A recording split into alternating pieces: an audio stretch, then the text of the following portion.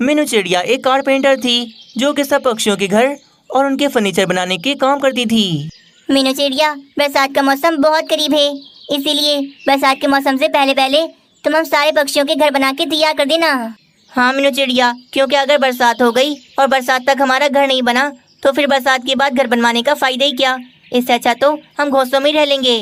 पक्षियों, आप सब बिल्कुल चिंता ही न करें, मैं हर साल आपको अच्छे से घर बना के देती हूँ ना, तो इस साल भी मैं बारिश से पहले पहले आप सबको घर बना के दे दूंगी, बहुत मजबूत, जिन्हें आंधी या तूफान भी हिला नहीं सकेगा। बस वे सारे पक्षी पैसे देकर वहाँ से चले जाते हैं। मीनू चिड़िया अच्छी और मजबूत लकड़ियाँ लेने के लिए कालू कौवे की लकड़ियों की दुकान पर चली जाती है। जब मीनू चिड़िया कालू कौवे की दुकान पर आती है तो वे देखती है कालू कौवे की दुकान पर जग्गू कर्मचारी कालू कौवे के गले से पैसे चोरी कर करके अपने बैग में डाले जा रहा था। अरे बाप रे, ये जग्गू पक्षी तो चोरी कर रहा है। कैसे कालू कौवे के गले से पैसे निकाल निकाल कर अपने बैग में डाले जा रहा है। मीनू चिड़िया फौरन ये बात बताने के लिए कालू कौवे के पास आती है। कालू कौवे, वो देखो तुम्हारे पीछे क्या हो रहा है, कैसे तुम्हारा नौकर तुम्हारे गले से पैसे निकाल निकाल कर अपने बैग में डाल रहा है। नहीं नहीं कालू मालिक, मैंने कोई चोरी नहीं की, ये झूठ बोल रही है, ये चिड़िया झूठ बोल रही है। कालू कौवे, तुम अभी इसका बैग चेक करो, इसने अपने बैग के अंदर तुम्हारे गले से बहुत सारे पैसे निकाल के डाले हैं। कालू कौवा फिर जग्गू पक्षी के पास आता है और वे जैसे ही उसके बैग में हाथ डालता है तो उसके बैग से तो काफी सारे पैसे निकलते हैं। क्या है ये? हाँ क्या है ये? तुमने अगर चोरी नहीं की तो ये इतने सारे पैसे तुम्हारे बैग के अंदर कहाँ से आए? झूठे धोखेबाज कहीं के, जिस थाली में खाते हो उसी में छेद करते हो। कालू मालिक, मुझे माफ कर दो, मुझे माफ कर दो, मुझे नौकरी से नहीं निकालना। मेरी नौकरी चली गई तो मेरे छोटे छोटे बच्चों का क्या होगा, उन्हें मैं भोजन कहाँ से खिलाऊंगा। मैं मानता हूँ मुझसे गलती हुई है, पर कालू मालिक मैं वादा करता हूँ आइंदा के बाद मैं ऐसा कभी नहीं करूँगा। मैं आपके पैर पड़ता हूँ, मुझे नौकरी से नहीं निकालना। अच्छा अच्छा ठीक है, मैं तुम्हें ये आखिरी मौका दे रहा हूँ, क्योंकि तुम्हारे छोटे छोटे बच्चे हैं, इसीलिए अगली बार तुमने मेरी दुकान में चोरी करने के बारे में सोचा भी तो याद रखना, मैं तुम्हें अगली बार माफ नहीं करूँगा, सीधा पुलिस के हवाले कर दूंगा। जग्गू पक्षी की नौकरी तो बच गई थी, पर उसे मीनू चिड़िया पर बहुत ज्यादा ही गुस्सा आ रहा था।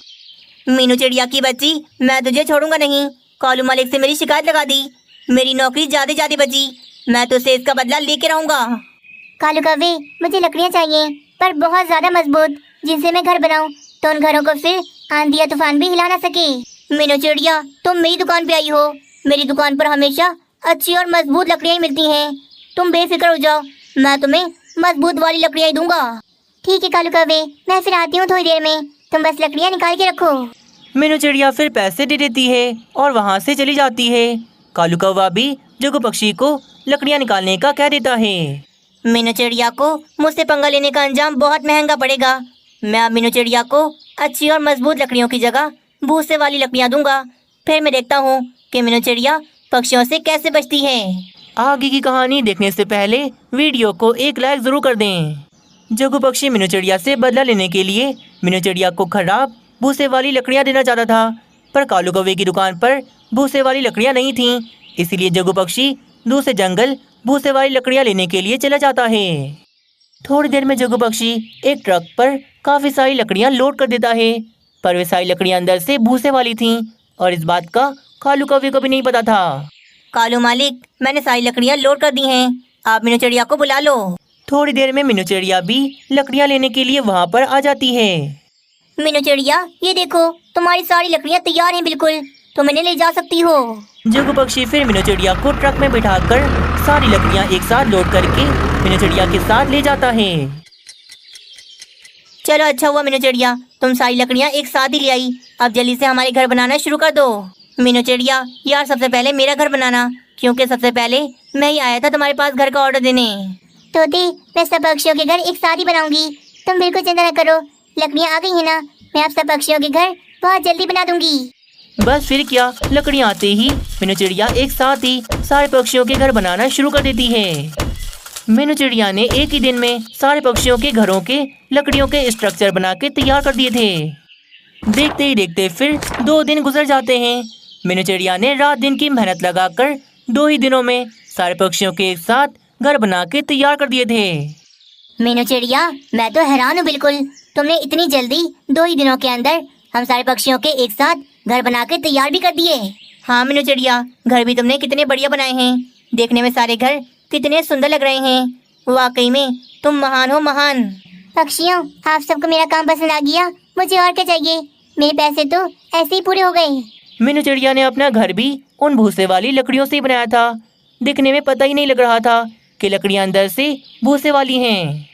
फिर कुछ दिन बीत जाते हैं। जंगल में एक दिन बहुत तेज बारिशें हो रही थीं। बारिश का पानी पड़ने से सब पक्षियों के घरों की लकड़ियां पानी पी रही थीं और वे सारी लकड़ियां भूसे वाली थीं। इसीलिए कुछ ही देर में सारे पक्षियों के घर टूटकर रेजा रेजा हो जाते हैं।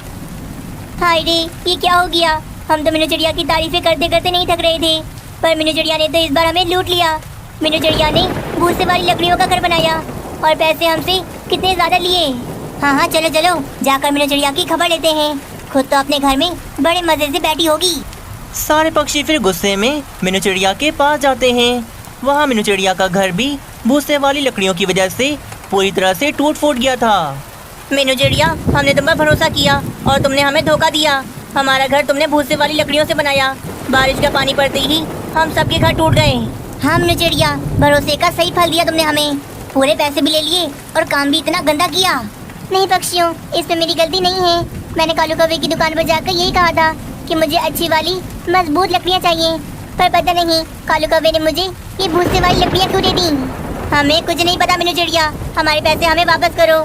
जल्दी से हमारे पैसे हमें दो, हम किसी और से बनवा लेंगे अपने घर। बस फिर क्या, सारे पक्षी मीनू चिड़िया से अपने अपने पैसे लेकर चले जाते हैं। मीनू चिड़िया का तो बहुत बड़ा नुकसान हो गया था। कालू कौवा तो हमेशा मुझे अच्छी और मजबूत लकड़ियाँ देता है, पता नहीं इस बार कालू कौवे ने मेरे साथ ऐसा क्यों किया। तभी मीनू चिड़िया को जग्गू पक्षी याद आता है, जो कि पहले मीनू चिड़िया को बहुत ज्यादा घूर घूर के देख रहा था। हाँ, मैं समझ गई। जरूर ये सारा कुछ उस जग्गू पक्षी ने किया होगा। मैंने उसे चोरी करते हुए पकड़वा दिया था ना, इसीलिए उसने मुझसे बदला लिया। पर अब मैं क्या करूँ, मेरा तो इतना बड़ा नुकसान हो गया। जग्गू पक्षी ने अपने बदले के चक्कर में मेरा इतना बड़ा नुकसान करवा दिया। मीनू चिड़िया हार नहीं मानती। वे बारिश रुकने के बाद दूसरे जंगल की तरफ जाती है, क्योंकि उसे पता था कि इस जंगल में तो कहीं पर भी भूसे वाली लकड़ियाँ नहीं मिलती। चलो, मैं दूसरे जंगल में तो आ गई, पर अब इस जंगल में मैं सभी लकड़ी की दुकान पर जाकर पूछूंगी कि उनके पास भूसे वाली लकड़ी खरीदने जग्गू पक्षी आए थे या नहीं। मीनू चिड़िया बहुत मेहनत करती है। वे एक एक दुकान पर जाकर जग्गू पक्षी के बारे में पूछती है। आखिरकार उसे वो दुकान मिल जाती है जहाँ से जग्गू पक्षी ने वे भूसे वाली लकड़ियाँ खरीदी थीं। हाँ, आज से कुछ दिन पहले जग्गू पक्षी के नाम का एक पक्षी आया था मेरे पास और मेरी दुकान से ढेर सारी भूसे वाली लकड़ियाँ लेके गया था। मीनू चिड़िया फिर उस पक्षी को सारी बात बताती है कि किस तरह जग्गू पक्षी ने मीनू चिड़िया के साथ गलत किया। चलो मीनू चिड़िया, मैं चलता हूँ तुम्हारे साथ। तुम्हारे साथ तो बहुत ही गलत हुआ है और मैं किसी मासूम पक्षी के साथ अन्याय होते हुए नहीं देख सकता। बस फिर मीनू चिड़िया उस पक्षी को लेकर वापस अपने जंगल की ओर चली जाती है। जग्गू पक्षी, तुम्हारा खेल बस अब खत्म। देखो मैं किसे लेके आई हूँ। जग्गू पक्षी तो उस तोते को देखकर बहुत ज्यादा ही परेशान हो जाता है। मीनू चिड़िया, क्या बात है भाई, मुझे भी बताओ, और ये किसे लेके आई हो? कालू कौवे, मैंने तुम्हें पैसे पूरे दिए थे, पर तुम्हारे इस कर्मचारी ने मुझे भूसे वाली लकड़ियाँ दी, जिनकी वजह से मैंने जितने भी घर बनाए वो सारे के सारे टूट गए। मेरा तो नुकसान हो गया बहुत। ऊपर से सारे पक्षियों ने मुझे कितनी बातें सुनाई। क्या बोल रही हो मीनू चिड़िया? मैं अपनी दुकान पर कभी कचरा भूसे वाली लकड़ियाँ रखता ही नहीं। जरूर तुम झूठ बोल रही हो। मीनू चिड़िया फिर कालू कौवे को सब बताती है कि जग्गू पक्षी ने किस तरह चालाकी से काम लिया। हाँ भाई, ये वही पक्षी है जो आज से कुछ दिन पहले मुझसे ढेर सारी भूसे वाली लकड़ियाँ लेके गया था। ये सारी बातें सुनकर तो कालू कौवे को बहुत ज्यादा ही गुस्सा आता है, क्योंकि वे कर्मचारी तो कालू कौवे का था और बदनामी कालू कौवे की हो रही थी। कालू सेठ, ये मीनू चिड़िया झूठ बोल रही है और ये पक्षी भी झूठ बोल रहा है। मैंने ऐसा नहीं किया। मुझ पे इल्जाम लगा रही हैं दोनों। क्या मैं झूठ बोल रहा हूँ? अरे तूने तो मुझे अभी तक मेरी भूसे वाली लकड़ियों के पैसे भी नहीं दिए। ला, मेरे पैसे दे मुझे। जग्गू पक्षी, निकल जा अभी, क्या भी निकल जा मेरी दुकान से। मैंने तुझे एक बार तो माफ कर दिया था, पर अब नहीं करूँगा। तुझ जैसे चोर धोखेबाज पक्षी को मैं माफ नहीं करूँगा अब। और हाँ, मैं तेरी इस महीने की पगार तुझे नहीं दूंगा, बल्कि इस तोते को दूंगा जिसके पैसे तूने अभी तक नहीं दिए। और हाँ मीनू चिड़िया, तुम मुझे माफ करना यार। मैं आपकी बातों में खुद अपने हाथों से लकड़ियाँ निकाल के दूंगा, वो भी अच्छी वाली। जग्गू पक्षी ने जैसा किया था उसे वैसे ही सजा मिल रही थी। उसकी नौकरी भी चली गई थी और इस महीने की पगार भी। मानो चेड़े, चलो बेटा, स्कूल का टाइम हो गया है। वहाँ सारे बच्चे स्कूल में आ गए होंगे। हम देर से जाएंगे तो बच्चे क्या बोलेंगे कि स्कूल के टीचर ही देर से आते हैं। मीनू चिड़िया स्कूल की टीचर थी। उल्लू सेठ का पूरा स्कूल मीनू चिड़िया ने संभाला हुआ था। यार मम्मा, बस 2 मिनट, मेरा ये वाला कार्टून खत्म हो जाए फिर चलते हैं। 2 मिनट कब से कर रहे हो मानो चिड़े? मैं टीचर हूँ, अगर मैं ही देर से जाऊंगी तो बच्चे क्या सोचेंगे मेरे बारे में? मीनू चिड़िया को गुस्सा आता है। वे रिमोट उठा के टीवी को बंद कर देती है। क्या मम्मा, मेरा इतना अच्छा कार्टून चल रहा था, आपने टीवी क्यों बंद कर दिया? खोलो ना टीवी। आप टीचर हो ना, आप चली जाओ स्कूल। आज मैं स्कूल की छुट्टी कर लेता हूँ। कोई जरूरत नहीं है छुट्टी करने की। तुम्हें पता है ना मानो चिड़े, मेरी क्लास में जो बच्चा भी बिना वजह छुट्टी करता है, मैं उसके ऊपर फाइन लगा देती हूँ। मीनू चिड़िया जबरदस्ती मानो चिड़े को लेकर स्कूल चली जाती है। स्कूल में सारे बच्चे आए हुए थे। मीनू चिड़िया भी मानो चिड़े को लेकर क्लासरूम में आ जाती है। Good morning teacher. Good morning बच्चों। चलो, मैं सबकी प्रेजेंट लगा रही हूँ, सब ध्यान से सुनना। मीनू चिड़िया फिर सब बच्चों की प्रेजेंट लगाने लगती है। राजू कौवा प्रेजेंट टीचर, नन्ही बुलबुल प्रेजेंट टीचर, नन्हा कबूतर प्रेजेंट टीचर। इस तरह मीनू चिड़िया फिर जो बच्चा आया हुआ था उसकी प्रेजेंट लगाती है और जिसने छुट्टी की थी उसकी एब्सेंट लगा देती है। आगे की कहानी देखने से पहले वीडियो को एक लाइक जरूर कर दें। हाँ भाई बच्चों, कल मैंने आप सबको जो होमवर्क दिया था आप सबने कर तो लिया है ना? जी टीचर, मैंने कर लिया है सारा होमवर्क। एक एक करके आते जाओ फिर और अपना अपना होमवर्क मुझे चेक करवाओ। बस फिर एक एक बच्चा अपनी नोटबुक लेकर मीनू चिड़िया के पास आता और मीनू चिड़िया को अपना होमवर्क चेक करवाता। थोड़ी देर में ब्रेक टाइम का समय हो जाता है। सारे बच्चे आराम से बैठकर अपना अपना लंच करते हैं। रानी कौवी फोन पर अपने भाई से बात कर रही थी। वे गलती से राजू कौवे के लंच बॉक्स में सैंडविच की जगह काफी सारी मिर्चियाँ रख देती है और उसे पता भी नहीं चलता। चलो ठीक है मम्मा, मैं स्कूल जा रहा हूँ। हाँ ठीक है राजू, पर बेटा लंच बॉक्स रख लिया है ना बैग के अंदर? हाँ मम्मा, लंच बॉक्स मैंने रख लिया है बैग में। चलो अब मैं चलता हूँ। राजू कौवे को भी नहीं पता था कि आज वे अपने लंच बॉक्स के अंदर सैंडविच की जगह मिर्चियाँ लेकर स्कूल जा रहा है। सारे बच्चे स्कूल में आ जाते हैं। मीनू चिड़िया रोज की तरह आज भी बच्चों की प्रेजेंट लगाती है। थोड़ी देर में ब्रेक टाइम का समय हो जाता है। सब बच्चे अपना अपना लंच कर रहे थे, पर राजू कौवा क्या ही लंच करता, उसके लंच में से तो मिर्चियाँ ही मिर्चियाँ निकलती हैं। मीनू टीचर, ये देखें, किसी बच्चे ने मेरे साथ शरारत की। मेरे लंच बॉक्स के अंदर से सैंडविच निकाल लिया और इसके अंदर ये मिर्चियाँ ही मिर्चियाँ डाल दी। बच्चों, किसने किया है मजाक? राजू कौवे के लंच बॉक्स में से सैंडविच निकालकर ये मिर्चियाँ किसने रखी? कोई बच्चा भी हाँ नहीं बोलता क्योंकि ये काम किसी ने भी नहीं किया था। कोई बात नहीं राजू कौवे, ये लो, तुम मेरा सैंडविच खा लो। वैसे भी आज मैं 2 सैंडविच लेकर आई थी। राजू कौवा फिर आकर अपनी सीट पर बैठ जाता है और मजे से सैंडविच खाने लगता है। चलो बच्चों, सबका लंच हो गया है ना? सब आराम से बैठो, मैं पढ़ा रही हूँ। अब मुझे शरारत करता हुआ कोई नजर ना आए। लंच टाइम के बाद मीनू चिड़िया दोबारा से बच्चों को पढ़ाने लग जाती है। जल्दी से राजू के स्कूल जाकर मीनू चिड़िया से आज मैं बात कर ही लेता हूँ कि जरा राजू पर वे ज्यादा ध्यान दे। पढ़ाई में बहुत बुरा है, कहीं ऐसा ना हो इस साल भी वे फेल हो जाए। कालू कौवा मीनू चिड़िया से बात करने के लिए राजू कौवे के स्कूल चला जाता है। उधर स्कूल में मीनू चिड़िया बच्चों को पढ़ा रही थी, पर राजू कौवा और नन्हा तोता आपस में बातें कर रहे थे और मीनू चिड़िया ये देख लेती है।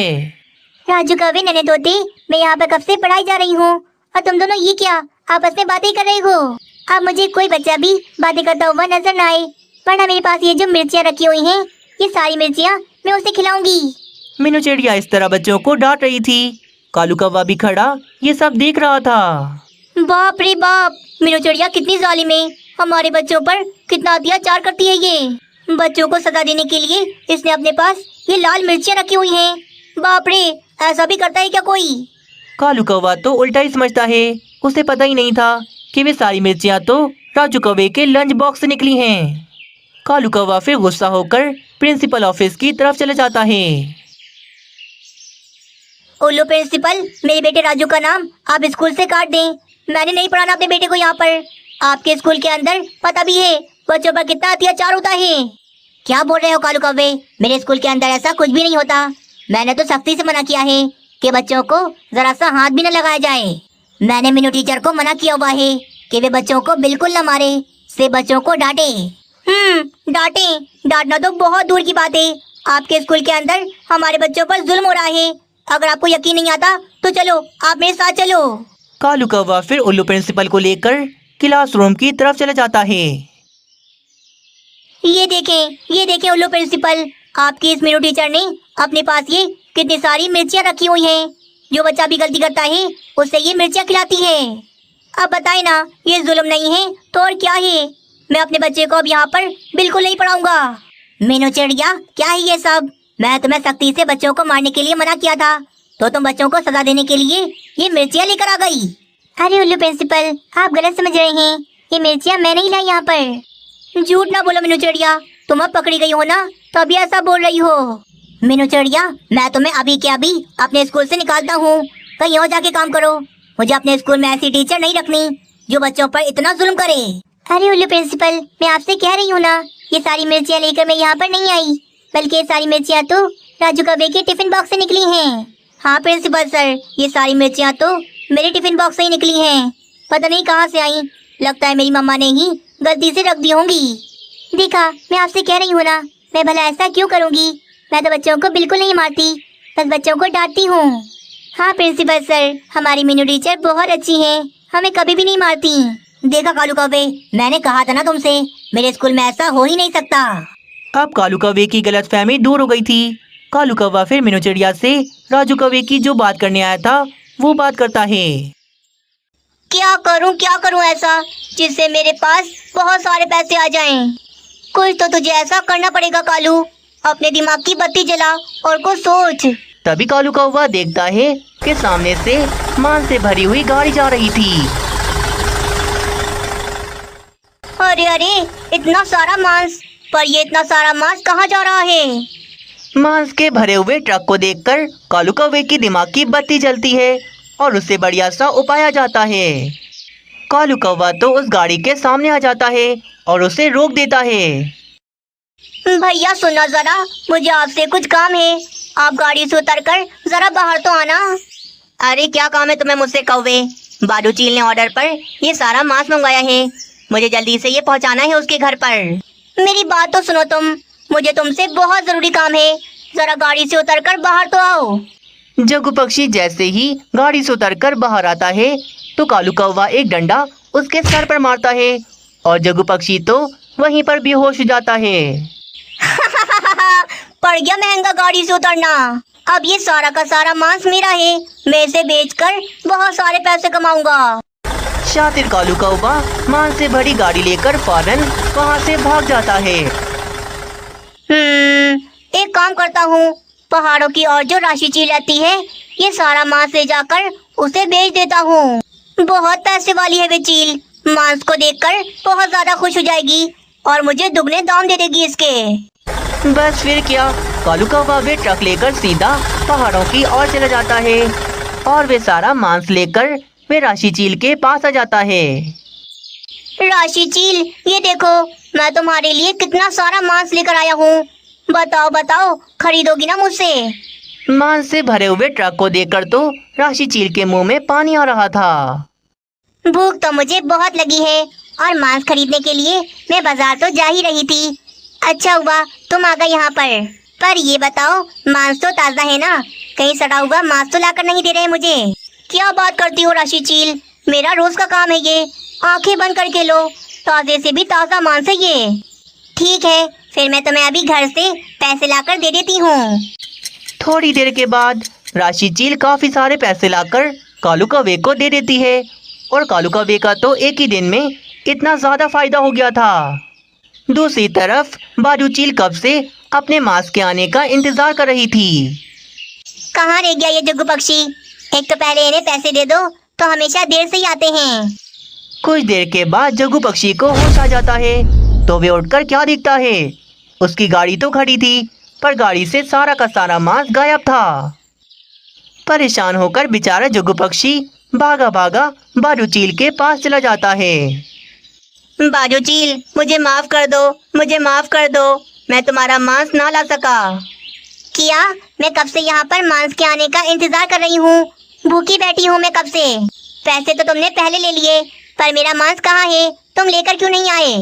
बाजू चील, मैं मांस से भरी गाड़ी लेकर तुम्हारी तरफ आ रहा था, तभी अचानक रास्ते में एक कौवे ने मुझे रोका और मुझे गाड़ी से निकालकर मेरे सर पर डंडा मारा। मैं बेहोश हो गया। बस उसके बाद वे मेरी गाड़ी से सारा का सारा मांस चुरा कर भाग गया। किया, मेरा सारा मांस एक कौवा लेकर भाग गया। कौन है वे चोर कौवा? मुझे उसका नाम बताओ जल्दी, मैं उसे छोड़ूंगी नहीं। मैं नहीं जानता उसे, मैंने तो उसे पहली बार देखा था। जरूर वे पास वाले मेठू महाराज के जंगल में ही रहता होगा। अब तो उसे ढूंढना बहुत ही आसान है। एक बार हाथ लग जाए उसे कच्चा चबा जाऊंगी। गुस्से में भूखी बाजू चील उस कौवे को ढूंढने के लिए मिठू महाराज के जंगल में चली जाती है। भैया, आप कब आओगे मेरे घर? मुझसे मिले हुए पूरे 2 साल गुजर गए, पर आप तो मेरे घर आते ही नहीं। देख रही हूँ मैं सब। जब से आपकी शादी कराई है, भाभी ने तो पूरा आपको अपने वश में कर लिया। अरे नहीं नहीं रानी, ऐसा कुछ भी नहीं है। तुम्हारी भाभी तो अभी है भी नहीं घर पर, वे तो अपने मैके रुकने गई है। तो भैया आप आ जाओ ना मुझसे मिलने, मैं आपका रोजाना इंतजार करती हूँ। आऊँगा आऊँगा रानी, मैं तुमसे मिलने जरूर आऊँगा और आकर तुम्हारे हाथ के मजेदार रसगुल्ले खाऊंगा। हाँ भैया, जल्दी आना, मैं आपका बहुत इंतजार कर रही हूँ। अरे रानी, फोन रखो ना, देखो मैं तुम्हारे लिए गरम गरम बर्गर लेकर आया हूँ। अच्छा भाई, मैं बाद में बात करती हूँ आपसे। रानी कौवी फोन रख देती है। फिर कालू कौवा और रानी कौवी मजे से बर्गर खाते हैं। कितना याद कर रही थी मुझे। चलो आज मैं अपनी बहन रानी के घर चला ही जाता हूँ। उसे सरप्राइज देने में बहुत मजा आने वाला है। सरप्राइज देने रानी कौवी का भाई आज ही मिठू महाराज के जंगल चला जाता है। थोड़ी देर के सफर के बाद वे मिठू महाराज के जंगल में पहुंच जाता है। आज तो बाजू चील भी बहुत गुस्से में उस कौवे को जंगल में ढूंढ रही थी जिसने उसका मांस चुराया था। तभी ढूंढते ढूंढते बाजू चील को रानी कौवी का भाई नजर आ जाता है। जरूर यही होगा वे कौवा, शक्ल से भी कितना चालाक लगता है। आज इसे नहीं छोड़ूंगी, मेरा मांस चुराने की इसे कड़ी सजा दूंगी। अरे अरे, इस जंगल में आए हुए भी मुझे कितने साल गुजर गए, पता नहीं रानी का घर कहाँ होगा। तभी पीछे से बाजू चील हमला करती है और रानी कौवी के भाई को पकड़ लेती है। तूने मेरा मांस चुराया है ना, चोर कहीं के, छोड़ूंगी नहीं तुझे। चोरी करने में शर्म नहीं आती। अरे रुको रुको चील, ये तुम क्या बोल रही हो? मैं कोई चोर वोर नहीं हूँ। बाजू चील बहुत गुस्से में थी, वे कुछ नहीं सोचती और वे रानी कौवी के भाई को बहुत ज्यादा मारने लग जाती है। तभी भागा भागा वहाँ पर जग्गू पक्षी भी आ जाता है। अरे रुक जाओ बाजू चील, ये वे कौवा नहीं है जो तुम इसे मार रही हो। रुक जाओ, छोड़ दो इसे। ये बात सुनकर बाजू चील रुक जाती है। क्या ये वो कौवा नहीं है? पहले बताना था ना। मैंने इस बेचारे कौवे को मार मार कर इसका अंचर पंचर ढीला कर दिया। मैं कह रहा था बार बार, मैं चोर नहीं हूँ। बाजू चील रुक जाओ, मैं तुम्हें उस चोर कौवे का चित्र बना के देता हूँ ताकि अगली बार तुमसे कोई गलती ना हो। जग्गू पक्षी कालू कौवे का चित्र बनाने के लिए चला जाता है। थोड़ी ही देर में जग्गू पक्षी एक पेपर पर कालू कौवे का हूबहू चित्र बनाकर लाता है। यह है वे चोर कौवा, इसी ने मेरे सर पर डंडा मार के मुझे बेहोश कर दिया था। शक्ल से कितना मासूम लगता है, परंतु एक नंबर का चोर है।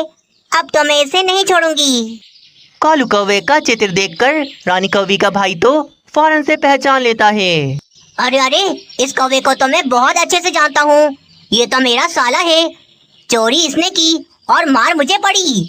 कालू कौवे, तेरी तो खैर नहीं। बाजू चील तो बाद में, पहले तो मैं तुझे नहीं छोड़ूंगा। तुम जानते हो ना इसे।